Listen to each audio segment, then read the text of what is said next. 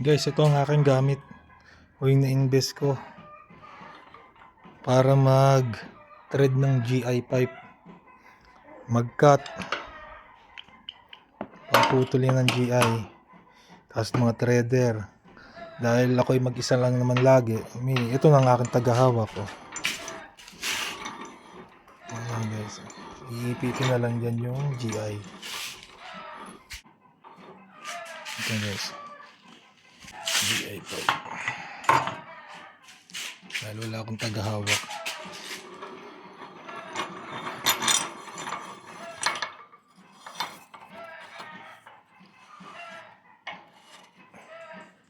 Lock.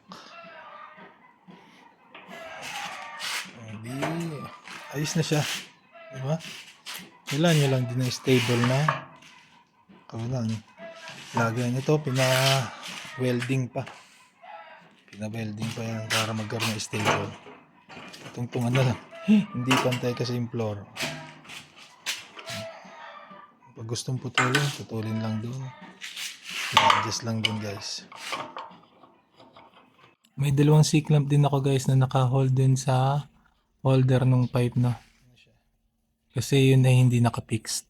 Inches.